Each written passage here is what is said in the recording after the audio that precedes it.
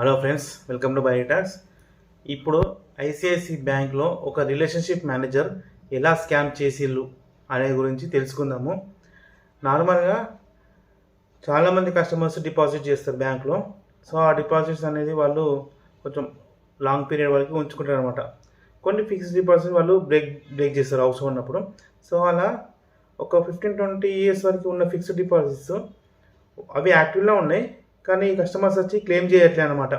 So ఇలా fixed deposit ఇలా ఉన్నాయని ఒక రిలేషన్షిప్ మేనేజర్ గమనించి ఆమె ఏం చేసిందంటే వాళ్ళ క్రెడిషన్స్ అన్నీ మొత్తం తీసేసింది అనమాట. తీసేసి వాళ్ళ రిలేషన్షిప్స్ ఎవరైనా ఉంటారో రిలేటివ్స్ వాళ్ళ ఈమెయిల్, పాస్వర్డ్, ఫోన్ నెంబరు ఇలా అన్నీ పెట్టిందనమాట. క్రియేట్ చేసి అలా ఒక్కొక్క ఫిక్స్డ్ డిపాజిట్ అనేది బ్రేక్ చేస్తుంది. వాళ్ళకి అథెంటికేషన్ వెళ్ళకుండా ఇట్లా చేసిందనమాట.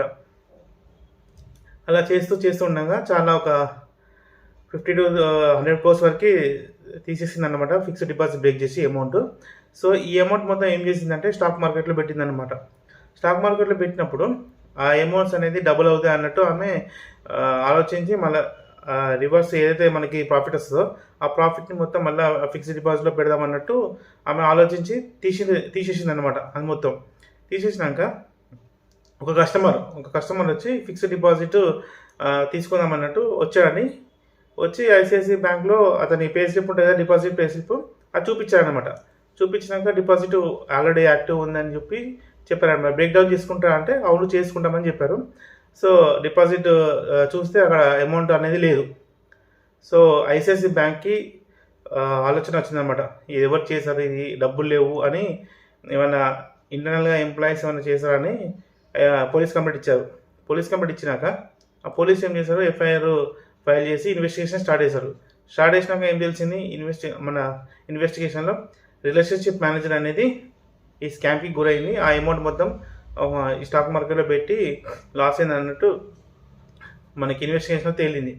సో ఆ అమ్మాయిని అరెస్ట్ చేశారు.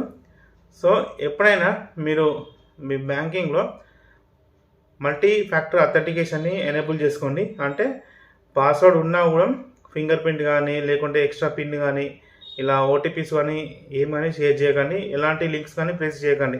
ఓకేనా? ఈ స్కామ్ ఇలా జరిగిందనమాట. ఇలాంటి మీకు ఏమైనా స్కామ్స్ తెలుసుంటే కింద కామెంట్లో చెప్పండి.